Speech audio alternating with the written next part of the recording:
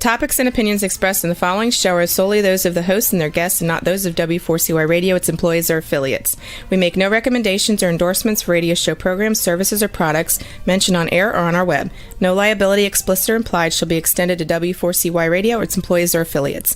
Any questions or comments should be directed to those show hosts. Thank you for choosing W4CY Radio.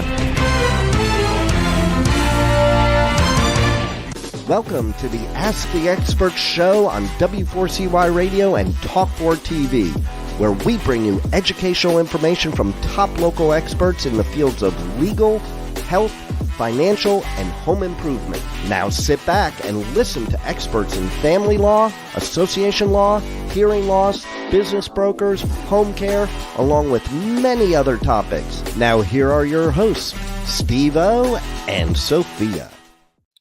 Hey, good afternoon, Orlando. Welcome to another Ask the Expert show where we bring you the top experts in the field of legal, health, financial, and home improvement. Our show today, we might just rename the whole show from Ask the Experts to K. Bender Rimbaum. They're a community association law firm. They're out of Pompano, but they also have offices in Tampa and Orlando. They actually cover the entire state of Florida.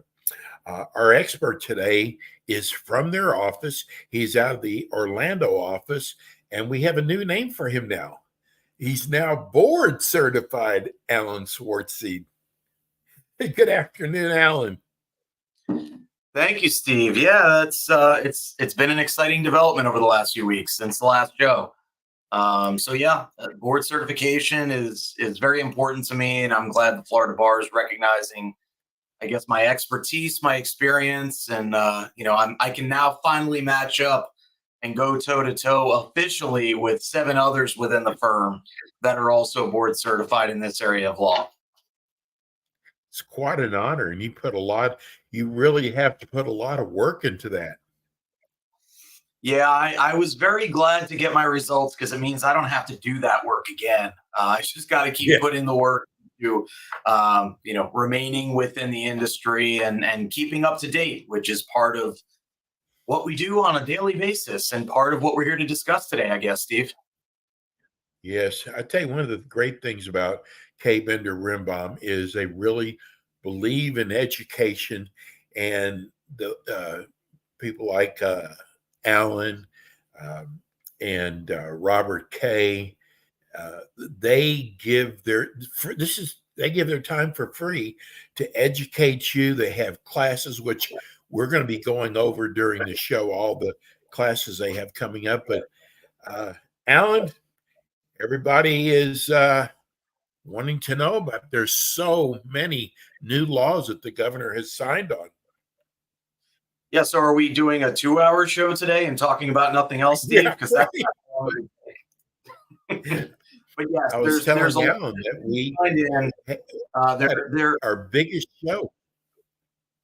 Yeah, Tuesday was major for Tampa, but there are 5 major bills that impact community associations, actually 6, because one of them impacts community association managers, not necessarily the association itself. But there are a couple major ones out there that really kind of change the whole game, so to speak. We can get into detail if we've got questions about them that we'll answer today. But there have been a bunch of I would call it like a sea change as to a couple different topics. Some of it, my perspective is, in reality, it's not going to be enforceable for a while or for a lot of existing communities, but we can go into detail about each one if we get to it, but there are a lot of changes. My guess is within the next few weeks, hopefully, we will get approved by the DBPR to teach that class, a legal update, as a CE class so that managers can get credit for that. But if you've got a community that needs that class and needs to know what's going on, you're welcome to email me. If you got a management firm that needs these legal updates, you're also welcome to email me because I do teach these classes, again, like Steve mentioned, for free for individual management firms. Alan K. Bender Rimbaum has got the greatest website. There is so much great information on there. Is there anything about any of the new laws on your website? Yes, actually, if you go to Jeff Rembaum's Roundup, which is on our website, which is kbrlegal.com, under the resources tab, you go to Rembaum's Roundup, the first thing you're going to see is our legislative update.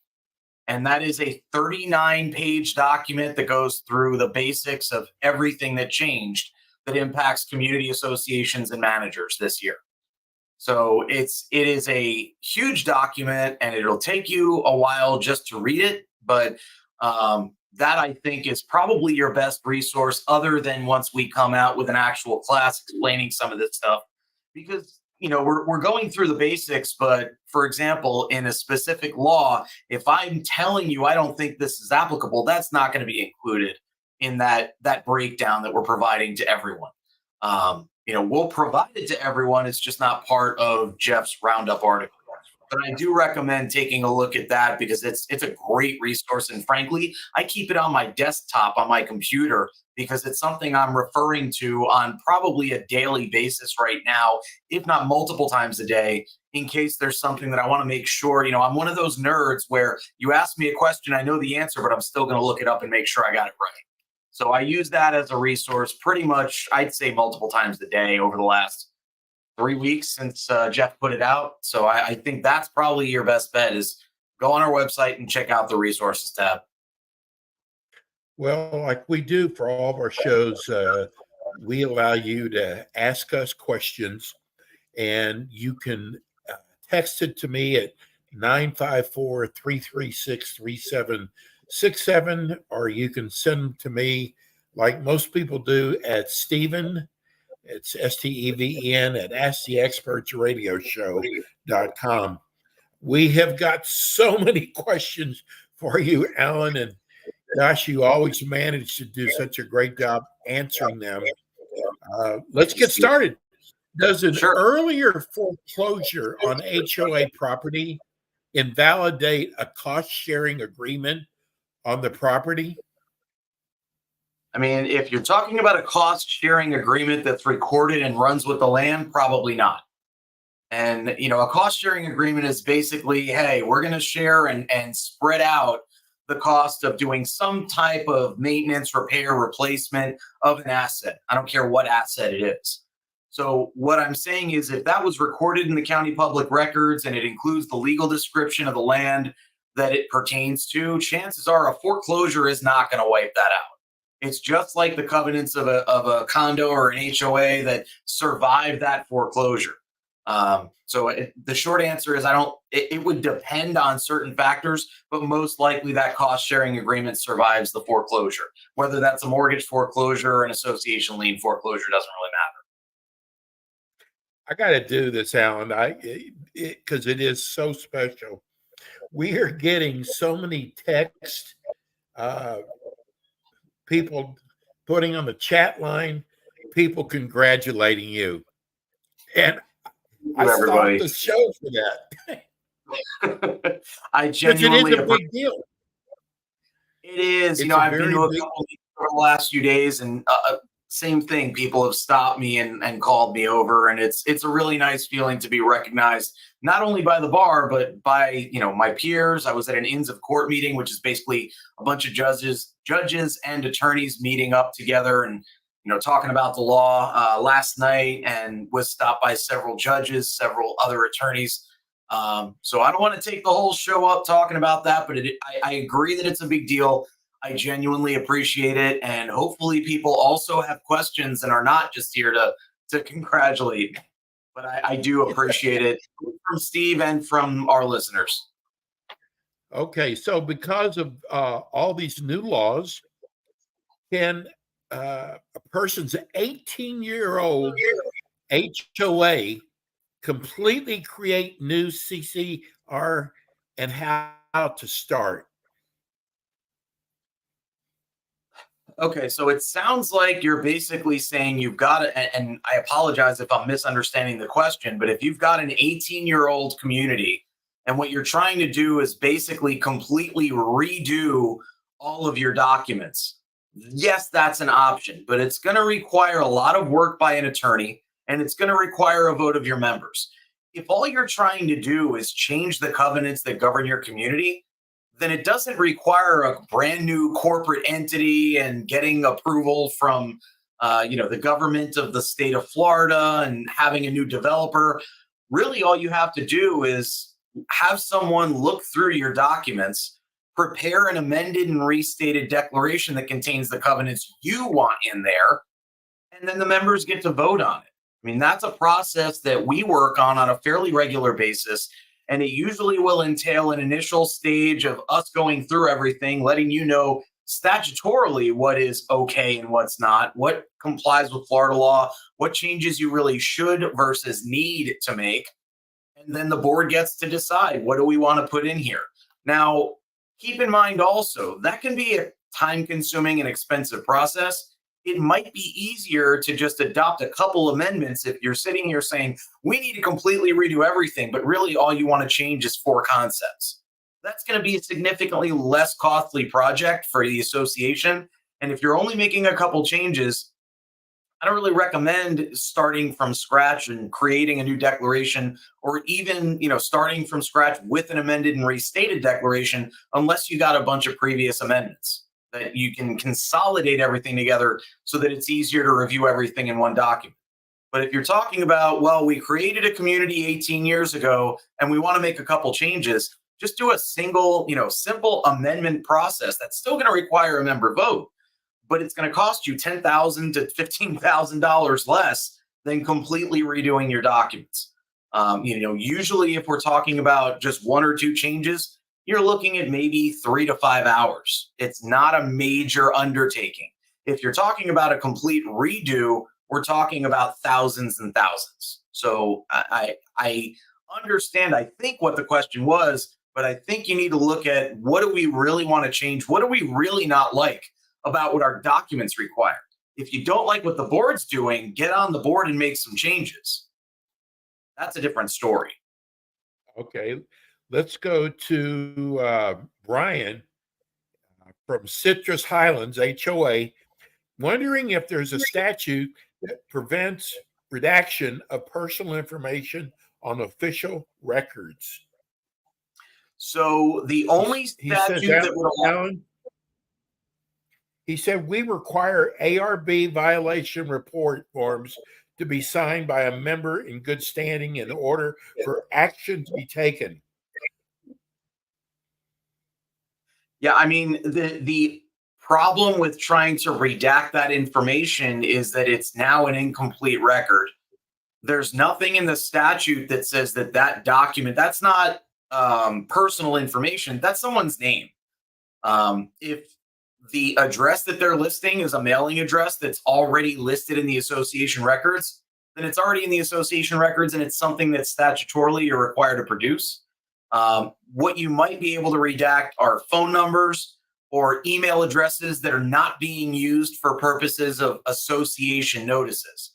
But a name and an address, not something that you'd really be able to redact. My recommendation there would be to have an amendment that says, and I'm presuming that this is something that's already in your declaration, and that's why you're requiring that name and contact information from the person that's reporting the violation. If it's not required, stop requiring it, and then you don't have that issue. But if it is required under your governing documents, I would suggest that you reach out to me and we can work on an amendment. And for people that are not current clients of the firm, same deal. Have your attorney, or if you're not comfortable reaching out to your attorney, that's not one you should be using, and feel free to contact me directly. But that's something that I work on, these amendments pretty much every day. Like I said, in response to the last question, that's something that I think it would be appropriate to take out of the documents. And I think you'd be able to sell that amendment to your members who need to vote on the amendment by saying, we're trying to make it easier for you to report this and not have us be legally obligated to out you for having done so. So Brian, if you want to discuss that, feel free to shoot me an email. My email address for everyone that is attending is as@kbrlegal.com. That's usually going to be the easiest way to find me, unless you want to just follow me on LinkedIn and see what nerdy things I come up with on a daily basis to share with everyone. Alan, I don't know if you remember. Well, you should remember. When we did our show on Tuesday, we actually got somebody who wrote us from Boynton wanting to know Okay. about the pulling up all the grass at the golf course. They did a follow-up and they said they have removed the sign out front and they're putting in a new sign that's going to be $500,000. Does that sound right to you? I mean, does the new sign say it's going to cost them $500,000 to put the sod in? I mean, that's the problem. I don't know what that sign represents. What's the $500,000? And for those that weren't with the sign, they're constructing a new sign out front. It's always been made of stone, but I don't know what they're doing with it now. Apparently, if it's going to cost them $500,000, it's made of gold. I really don't know. It depends what they're doing. I mean, I've worked with communities that have built really beautiful signage that's surrounded by foliage that includes solar lighting and things of that nature. I don't know what would cost $500,000. Maybe it's a large sign. And now that you're mentioning it, I think it probably is my parents' community because I was there a few weeks ago and the sign is gone. So it wouldn't surprise me if it was. But that if that's what we're talking about, it's a gigantic sign in the middle of a lake that will probably be lit beautifully because that community does a fantastic job with everything that they're doing. And if that's the case, candidly, I don't have enough experience looking into what that kind of signage and having to, take everything over on a John boat or whatever they're going to use, what that would cost. But yeah, I think it's probably feasible that would cost a good amount of money because just moving the materials to where the signage is located is probably going to cost a couple grand. So, it's not ideal. I understand that. But if it's that community, they are really beautifying the entire place. And you know what? Again, like I said on Tuesday, for those that weren't with us, this is a project to beautify the entire community. They were pulling up sod, and the question was, why the heck would they do that when no one has any money and can barely afford to pay their current assessments? And my answer was they're beautifying the community to make it competitive with others that are in the area. Now, you mentioned this is in Boynton Beach. We're in the Orlando show. I manage the firm's Orlando office. But like you also mentioned, these things apply statewide. We're not talking about local ordinances. So any answer I give in Boynton is probably going to be the same thing I would give to a country club community in Orlando. So this applies, and I wouldn't look at this as wasted time for any of you listening. Understand that if your board of directors is beautifying your community, all they're doing is increasing your property values. So yeah, you may pay more in assessments until that project's done, but chances are your property value is higher if you ever decide to sell. And it is very funny to me that this happens, I think, to be the community my parents live in, but I'm not going to divulge which one that is because I don't want them to get inundated with people yelling at my parents because they happen to hear something I said. Oh, my son, the lawyer. It's more of a New York accent, but otherwise that's pretty accurate. Okay. Let's go to Sherry in Orlando. What do you like when it comes to voting, paper or electronic? Well, I mean, you have a legal obligation to provide both options unless people have opted into electronic voting. But I like giving the option because, one, there are so many people in Kissimmee, in Orlando, in other areas, the state, especially down in South Florida, that don't live in their units. And those units are rented out and the tenants are not providing notices or anything. But if you're getting those notices electronically, which you pretty much have to do almost all the time for electronic voting, then you're going to know when these votes are coming up. The association is going to get a lot more people voting if your vendor is good enough to get them to opt in. And by the way, that should be your vendor's responsibility, not the board's responsibility to get people to opt in. Because frankly, the vendor makes more money the more people that are actually using the system. So my suggestion is offer both. But find a vendor that's going to do a good job and also do the work to get people to sign up so that you can meet a quorum requirement if you want to do an amendment. You can meet quorum if you want to have an election. It's the whole purpose of this is to make it easier for people to vote. So I think that offering electronic voting is something that most communities, in my opinion, should be doing. If you've got a 15-unit condo, yeah, that's probably not necessary. But, if you're looking at more of a 150 unit or, a 50 lot HOA, it's probably appropriate to try and get 10 people that otherwise wouldn't vote to vote for you. And now you can meet your quorum requirements and actually get things passed. So I don't know if that answers the question. I like both for different purposes. And when I say different purposes, there are elderly people and tech averse people in Florida that will not vote if the only option is electronic. They'll never opt in. I say the only option is electronic. They have to opt in before you can require them to vote that way. But just understand, I like both, but I think that offering electronic voting as an option is going to benefit almost every community that tries to do it. Should an HOA get workers' comp insurance to protect board members and other volunteers doing maintenance work for the HOA? If you're going to allow them to do physical labor, maybe, but keep in mind, they're not employees. So you probably need a separate policy that pertains to people doing work on your property. I know that's going to cost more, but do you want to buy that insurance or just pay a vendor to do it and require them to have that insurance and pay for it?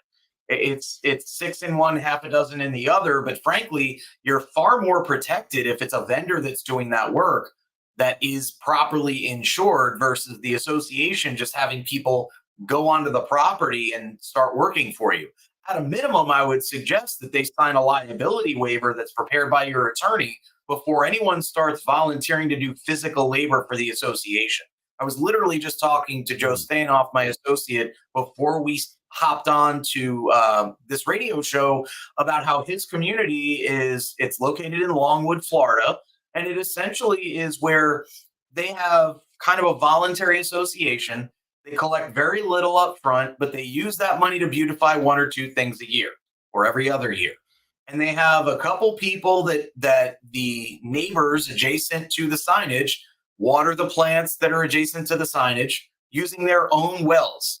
And, you've got the wonderful little old ladies that do all the landscaping and all the keeping the plants nice and cozy.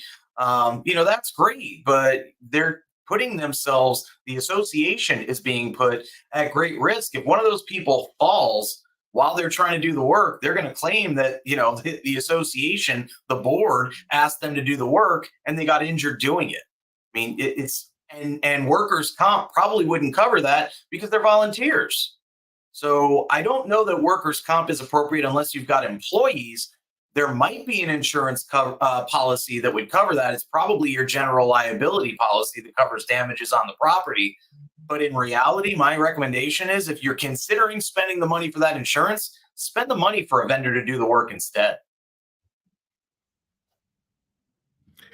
Okay, you know what? We've got a board full of calls, but let's go and share your schedule with everybody. Sure. So tomorrow at 10 a.m., I will be teaching the last condominium board member certification class before the new requirements, kick in on July 1st. So if you need to get a board certification class in for condo in particular, I'd strongly suggest you jump on that one. It's free. It's on Zoom. You can register right on our website for any of these classes. July 11th at noon, the importance of updating your governing documents. July 12th at 10 a.m., the Community Association Legislative Update will be taught. That's the one that we were talking about earlier. It's not going to be for credit, but it will be extremely valuable. July 24th at 11 a.m., another legislative update, this one for condos. And then July 25th at 11:30, I will be teaching a fair housing class talking about, is this an assistance animal, a service animal, or a pet? And how do we deal with disability-related requests? in a condo versus in an HOA? What is the Americans with Disabilities Act versus Fair Housing Act, and issues like that? So super exciting, but let's be realistic. I don't know of any community association that hasn't dealt with a fraudulent ESA request in the last few years. That's why this class is valuable. So that's what we've got coming up this month. I know there are additional classes that are being scheduled that will be on Zoom. I talked about one just today, but it hasn't been formally scheduled yet, so I can't divulge those details yet. But check out our calendar on kbrlegal.com. We'll be adding those as they pop up. And there is one within the next 2.5 weeks that I know is also going to be taught that isn't on there. So that's what we've got coming up. I know July is usually a slow month because realistically, no one wants to take a class on this stuff while they're on their summer vacation. But I also understand how important it is for people to learn about these things if they're new to the board. So that's what we've got. And Steve, thanks for the opportunity to explain, what we've got coming up in the next month or so. Okay, before we go to break, I'm going to get one more question in. With the new changes, 720, it says that trucks will be allowed. Will this apply to condos 718? I don't know what kind of trust you're referring to that's going to be allowed. 720 for anyone that doesn't realize. I'm sorry? Oh, trucks. Probably a work truck. I thought you said trusts as in trusts and estates. So let's clarify that. Oh. Yes. This only applies to 720, which is HOAs. It's not the law for condos. And the change in the law was that essentially if someone's got a pickup truck or a work truck, meaning they've got a ladder on it, they've got, commercial lettering on it, logos on it, you can't do anything about that in an HOA anymore as of July 1st, unless it also complies or applies where there is a statutory definition of a commercial motor vehicle. It's basically one that uses special fuel, isn't a government truck, and is of a certain size. Now, if you're in an HOA and your governing documents don't contain what we call Kaufman language, which is basically adopting the amendments to the statutes as it's the HOA Act as amended from time to time. That's the language you want to look for, or more realistically, have your attorney look for. My opinion, and I know a couple other attorneys within our firm of 20, there's at least 10 that I've talked to that feel this way as well, is that this statute is an unconstitutional restraint on an existing contract, which is the declaration. The problem with making that argument is that it's going to take an attorney that's willing to do it and an association that's willing to do it to take that case up to the Florida Supreme Court so that they can strike down this law.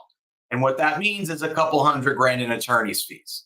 So unless you think you've got someone that's going to support you through that, and when I say someone, that could be groups like CAI that, I hate to say it, will probably support the owners instead of the association.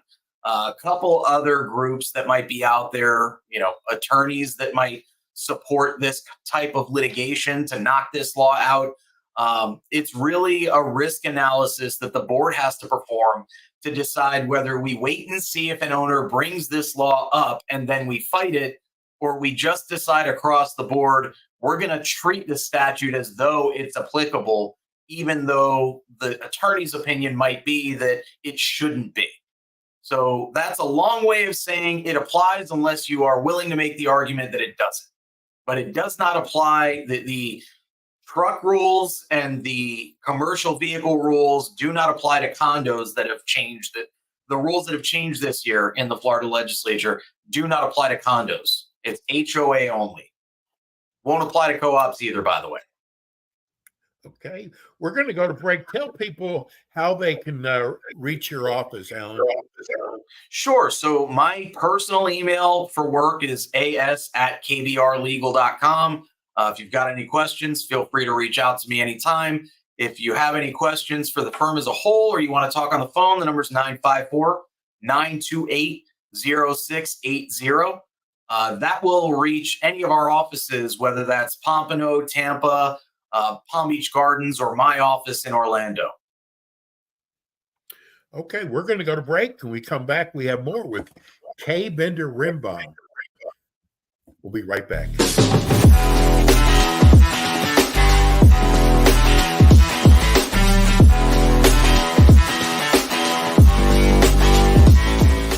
K. Bender Rembaum is a full-service community association law firm dedicated to the representation of community associations throughout Florida.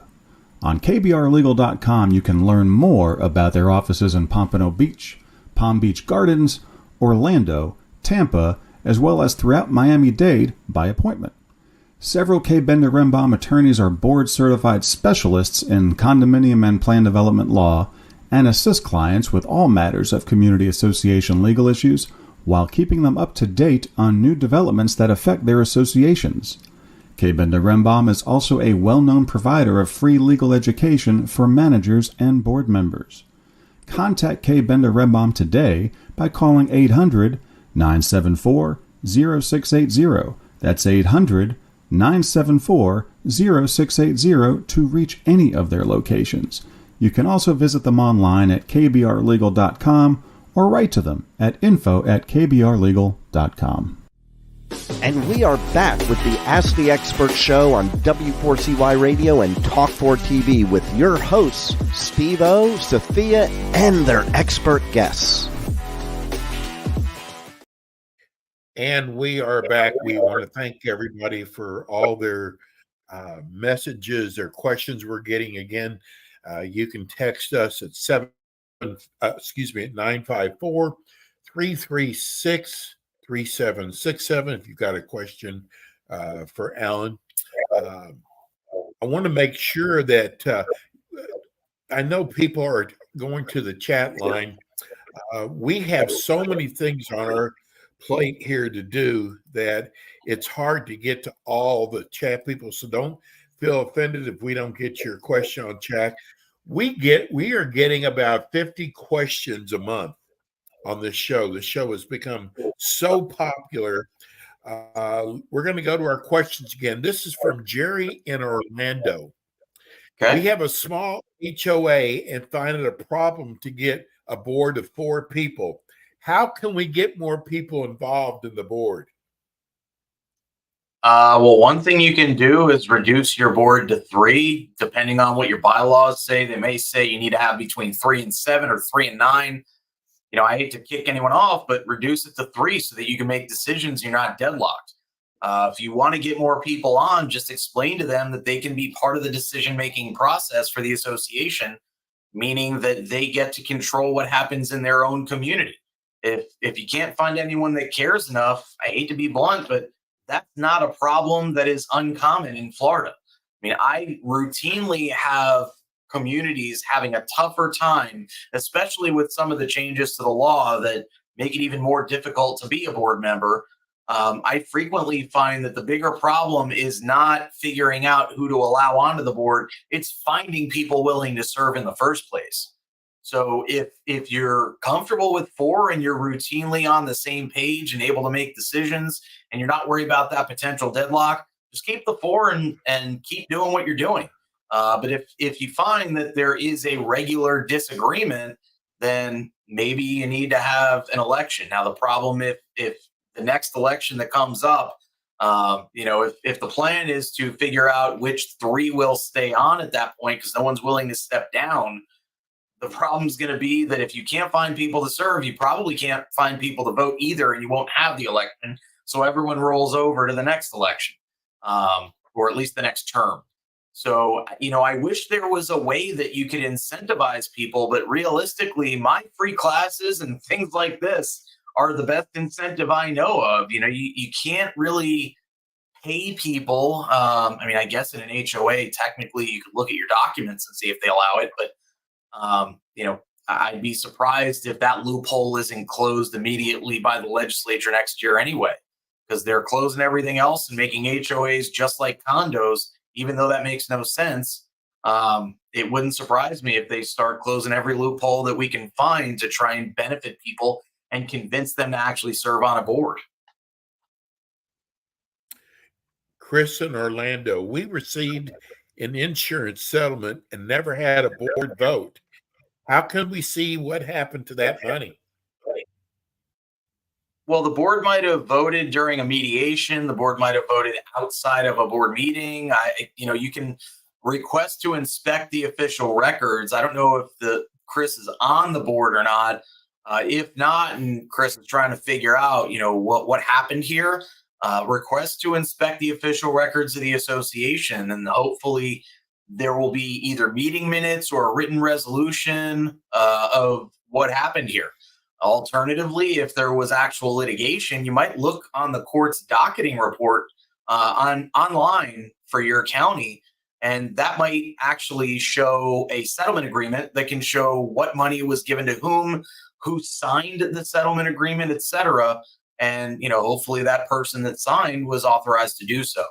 But other than getting answers from the board or records inspection or looking at the docket, there's really not a lot that I might be able to tell you to do, because it is entirely feasible that your board didn't do it the right way.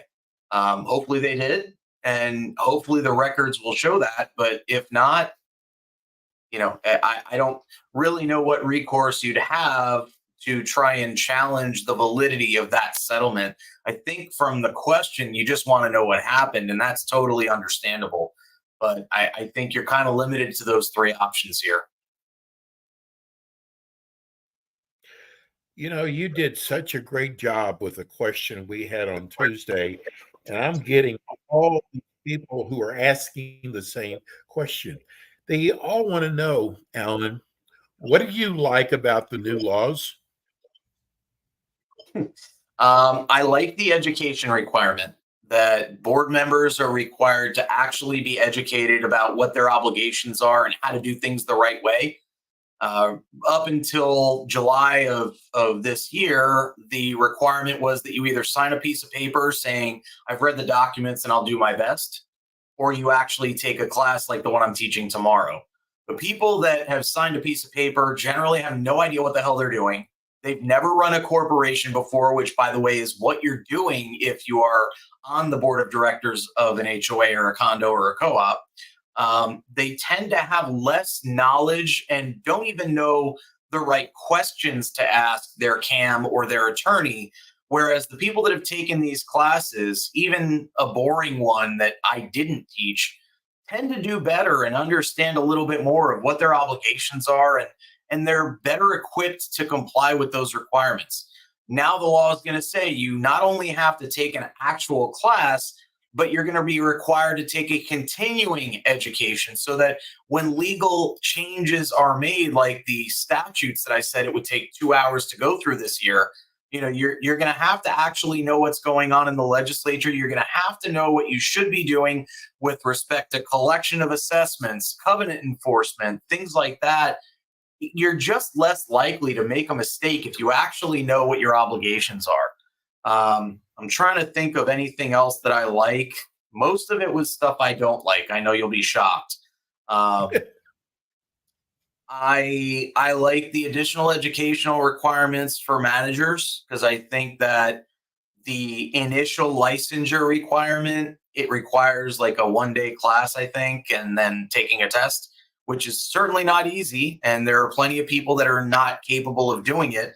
And I don't want to downplay the importance of being a licensed manager, but I think that the educational requirements specific to HOAs and specific to record keeping, I think those are two of the areas that the legislature got it right, where there are plenty of condo managers that know nothing other than how to manage condo. And we're in Central Florida. Yeah, there are condos, but there are far more HOAs in this area than there are, for example, in South Florida. It kind of flips, where in South Florida, it's almost all condo, and you've got a couple HOAs here and there. Here in Central Florida, it's the reverse. It was kind of a rude awakening for me to get up here and say, well, I know condo law really well, but I guess I got to learn HOA better now. That was back in 2018. Don't worry about my qualifications now, but that was a big change for me. There's not a lot else, frankly, that I like that was changed. I like that they've outlined a little bit better what the fiduciary responsibility is. That's the obligation that all of the directors owe to the members, so that everyone understands. It's been in case law for a while as to you can rely on advice of counsel and things like that. Now it's being put directly in the statute so that even people that don't know about the case law, haven't taken a board certification class, or at least haven't taken a good one, will understand what their legal obligation is and what the limitations of that obligation are. I can't think of anything else offhand that I like. And that's out of 39 pages, there's about a page and a half that I'm saying I like. I'll put it that way. So you asked what I like. Oh, my There's God. a lot more that I don't. I'll put it that way. Let's go to Millie in Orlando. She has a condo. And by the way, when you text us, please let us know if you're a condo or an HOA. It does help. Millie says, I sent a registered letter to the new property management requesting financials, and they keep turning me down. What can I do? They are not up on the website. I don't know what you mean by they're turning you down. If the response is they're not ready yet, then that might be an appropriate response. If the response is we're not going to provide that to you, then you probably have a minor cause of action, is what I call it. There are legal penalties for refusing to provide records to an owner. Now, keep in mind, I'm presuming that you own your property and that you are sending it to the property manager that actually manages, and that the property manager is the proper recipient of that request. If all that's true and you've been sending requests, and they technically have 10 business days to provide those records to you for inspection.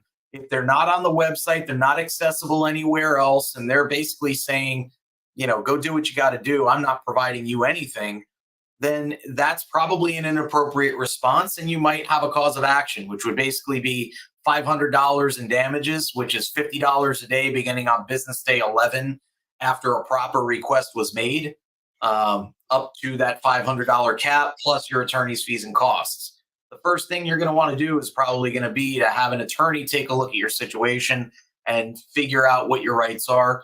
I don't really handle that side of things. I'm generally, and our firm as a whole is generally on the association side. But if you want to reach out to me directly, I'll be happy to put you in touch with some people locally that might be able to help you out with this particular situation. Okay. Mary in Altamont Springs, I believe we had someone who asked a question like this on Tuesday. My condo association used reserve funds to settle a litigation problem. Can they do that? Generally, reserves that are true reserves, not just some money that's been put aside as a line item of whatever we need, but true reserves would require a vote of the members to vote in favor of using those funds for a different purpose. The only thing I'll point out is that I have had clients ask, can we use it, if we've got a construction defect settlement and we need to settle that lawsuit? Yeah, maybe if the lawsuit pertains to the asset that the reserve was intended to cover, then maybe you can justify that without a member vote. But generally speaking, you would need a vote of the members in order to use the funds for any other purpose other than their initially intended purpose that they were put into a reserve account for. What should a condo association use for collateral? If the association wants to take a loan, use the common element repairs, replacement. No. Never, ever use your common areas as collateral. What you want to use is the right to collect or even to levy assessments against the individual units. But you never want the association to provide those common areas as collateral. Think about it. Do you want a bank owning your pool? Do you want a bank owning your elevators? No. You want your members to have the unfettered right, other than what the association decides should be restricted, to use those common areas. So I'm sorry, Steve, to interrupt, but as soon as I heard the beginning of the question, I knew what the answer was going to be. Do not use your common areas. Do not use your common elements as collateral. That applies to condos as well as HOAs. Think about it. Okay, let's say you're in an HOA and you've got common areas instead. Do you really want them foreclosing your playground, your pool, your parking lot? No, you do not. You want to work with a bank that understands this area of law, or at least understands how community associations work well enough to allow you to say that the collateral is going to be a special assessment or something of that nature. What I also don't recommend is, frankly, using the same bank where you bank that can just access your funds immediately and just say, well, you didn't pay the mortgage. I'm taking everything you've got. Now your operating account is drained. So I'm not saying don't do it. I'm saying there is risk in using the same bank. I am saying absolutely don't use your common elements, common areas as collateral for a loan or for anything else. Okay. Our docs call for a board of 3 to 7, like you were saying just a minute ago. Current board is 1 member. Should this be reported to the state office? I wouldn't report it, but what I would suggest is, for the person that cared enough to ask this question, if you're not the one, volunteer for the board and make it 2. That 1 member currently gets the right to appoint another person. But if this persists for a while and that 1 person is refusing to allow anyone else on the board, that's basically a dictatorship. And, I've dealt with communities that only had 1 director, and the guy that was running it, he did a great job. He was doing his best. He was asking for legal guidance whenever it was appropriate, but he couldn't find anyone else to serve. In that instance, it's a different story. If this is someone who's refusing to appoint anyone, refusing to have elections, then rather than report it to the state, you might consider what's called a receivership so that the association can be run properly. And that receivership will result in attorney's fees and costs paid by all the members until you can get enough people on the board that the board takes over from the receiver and the receivership is terminated. This is not a quick or easy process. It's costly, but from my perspective, it's probably the right way to do it. If you want to report it to the state, that's your prerogative. I just don't think the state would have jurisdiction to do anything other than say you need to hold an election, which isn't going to get you anywhere, because if this person is refusing to hold elections, that's what you'd be going after, not the fact that there's only 1 director. Well, we got a lot of questions in today, and I got to tell you, we appreciate your questions. The next show is going to be the first Thursday each month at 5 o'clock, and then the last Tuesday and Thursday of each month at 5 o'clock. So I want to thank you. Alan, tell people again how they can reach you in your office. Sure. So the easiest way to reach me is going to be via email. It's as@kbrlegal.com. You can alternatively reach us at the office, any of our 4 offices, via phone, 954-928-0680. And again, if you're interested in daily tips that I try to post, usually pertaining to being an attorney involved in the community association industry, or being a mediator or doing mediation, follow me on LinkedIn and check me out. That's about all I got. Thank you, Steve. Alan, we are so lucky to have you. That's my suck up. Have a wonderful 4th of July. Thanks, everybody. We'll see you next month. Thanks, Alan. All right. That's Alan Swartzide, K. Bender Rimbaum. Thank you, everybody, for all your questions. We tried to get in as many as we could. People love this kind of format. We'll be back again with you next Thursday at 5 o'clock with more Ask the Experts. Thanks for tuning in today to the Ask the Experts show on W4CY Radio and Talk4 TV. Tune in next week and every week to hear more from our experts on personal injury, insurance, air condition repairs, estate planning, Medicare, and many other topics in the areas of legal, health, financial, and home improvement. See you next week.